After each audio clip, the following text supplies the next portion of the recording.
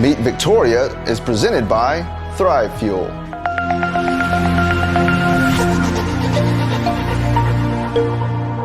Welcome to Meet Victoria, where we'll get to know the people, businesses, and heroes that make this community special. I'm Caleb Shaw, owner of Shaw Realty and your host. Now let's go meet Victoria.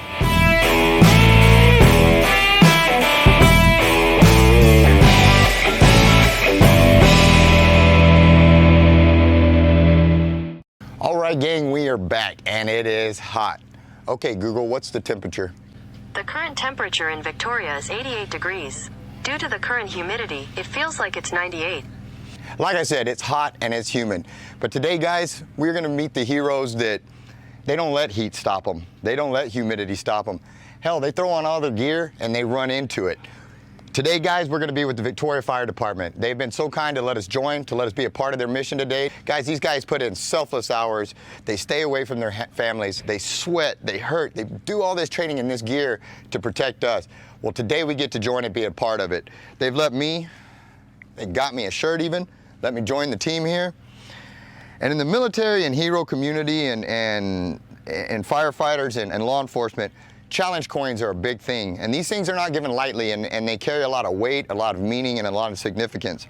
They were also so kind to give me one of these today, and it means the world to me, because this is something that these are earned, not given, and so to get from a group of heroes like the Victoria Fire Department, it means a ton.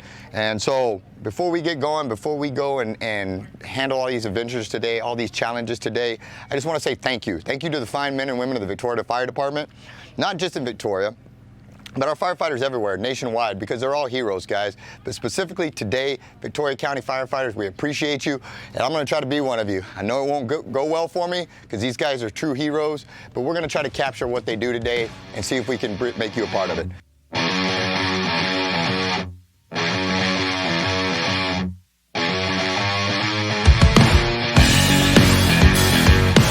Hey gang, welcome back to a special Meet Victoria with Caleb Shaw. Today's gonna be a special one. We're gonna do some rappelling. We're gonna do a high-level window rescue. We're gonna do a car fire. We're gonna do a structure fire. Or if you're Victoria Fire Department, it's just a normal day at the office. They were kind enough to let us tag along, so let's go see what makes these heroes so special. Let's go.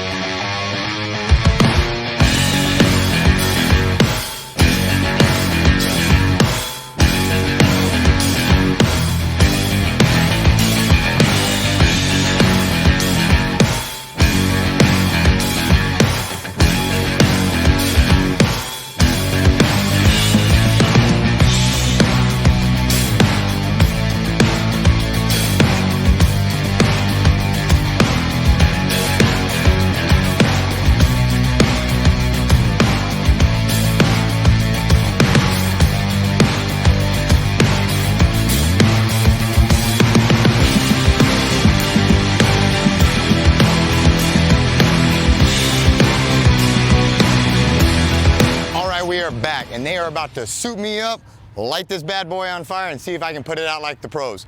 You think I can? Find out.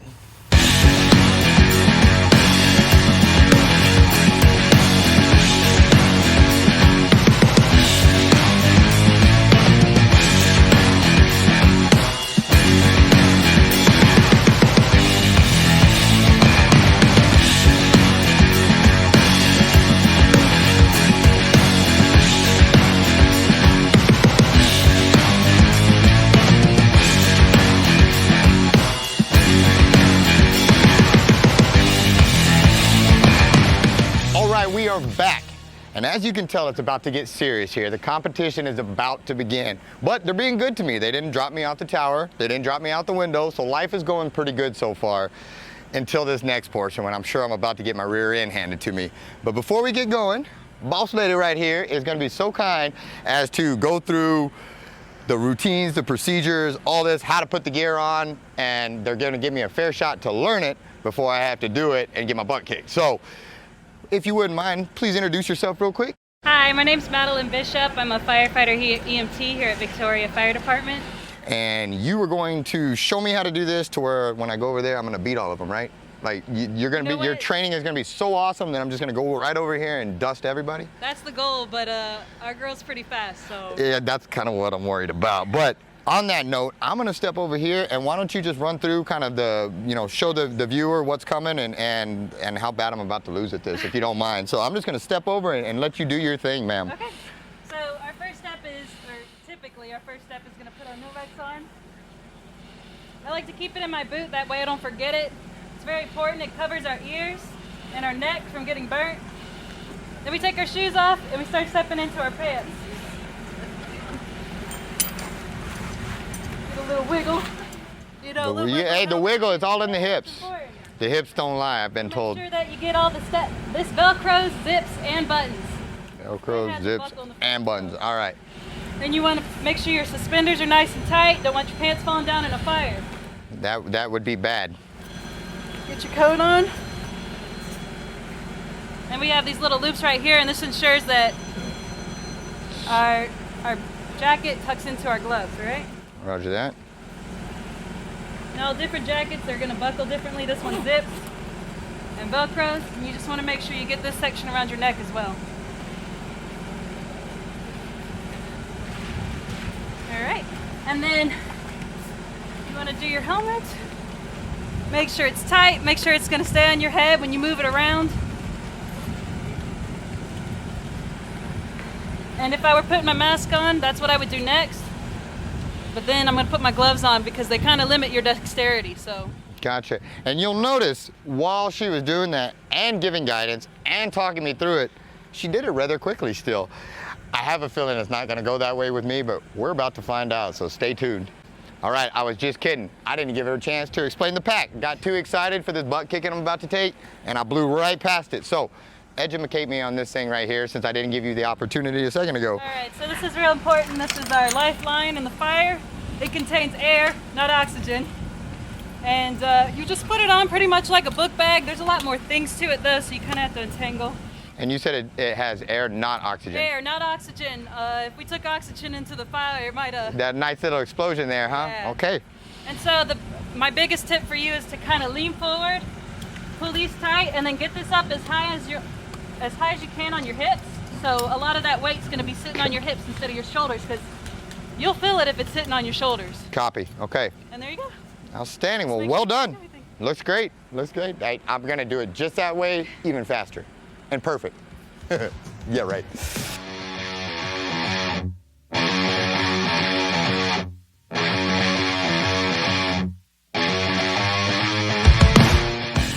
All right, gang. We got to get started in 3, 2, 1, go.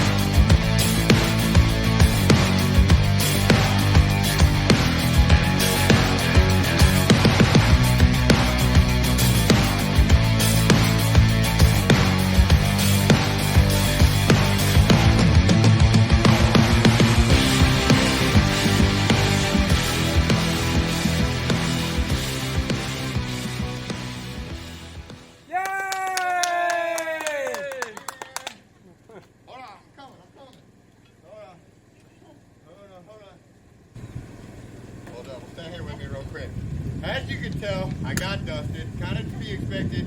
That's why they're the heroes that they are. That's why they run into the burning buildings and not me. Thank you so much. You did a great job on that. You helped me cheat and I still lost. So, well done. But I'm glad you beat me because you guys are the pros. So, well done, well done. We'll be back.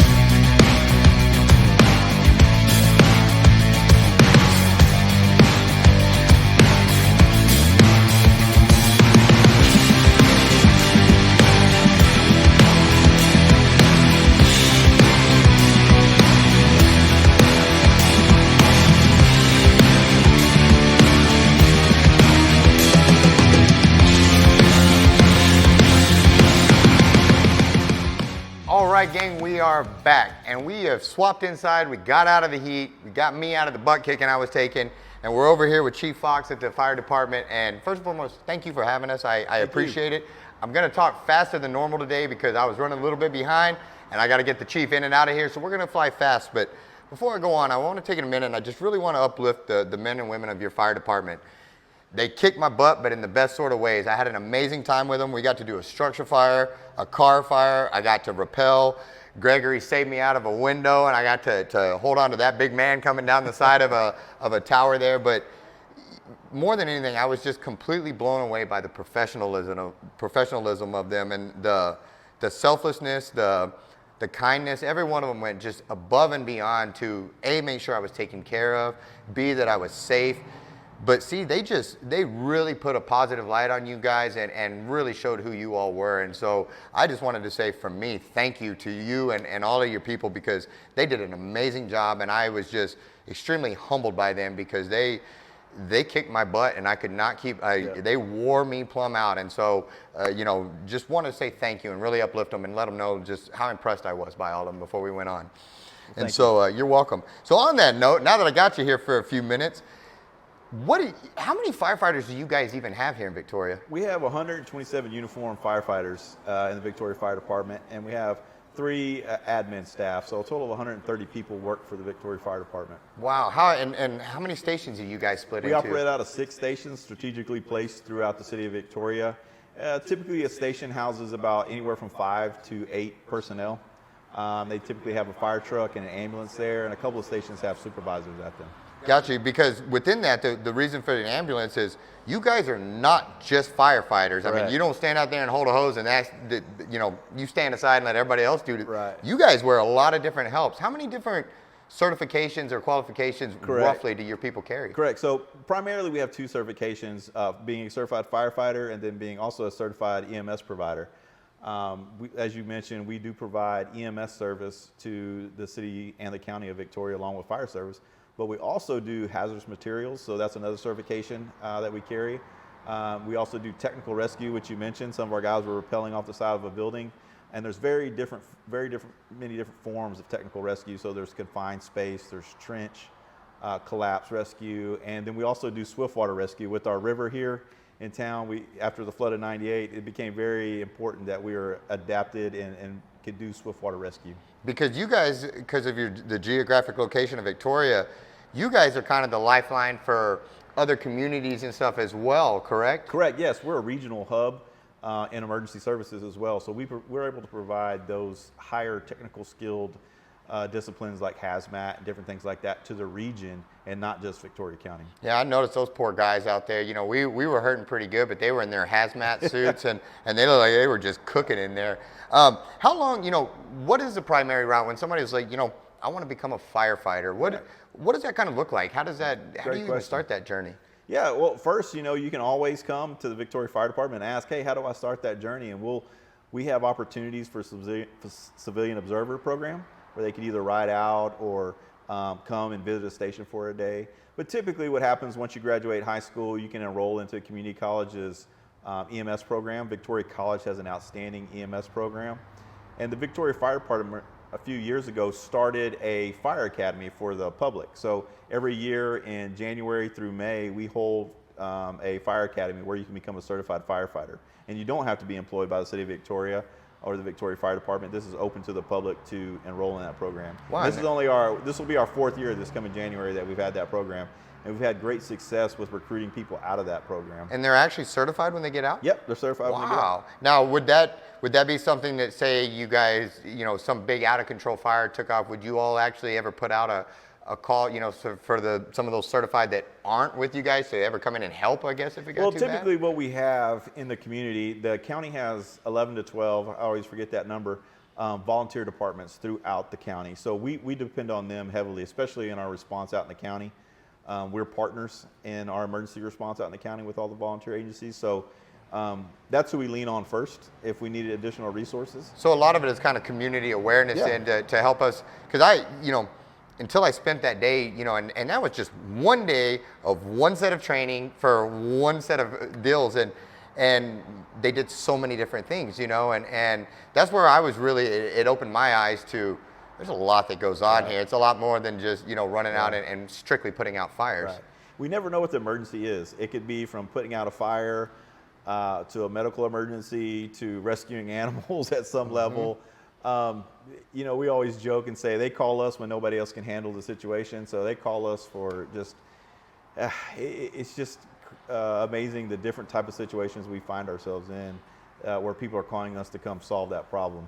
Well, and even something like, you know, by the time this episode actually airs, hopefully it has passed, but, you know, right now we're preparing for 2 tropical storms, possibly 2 hurricanes, whatever in the Gulf. Right.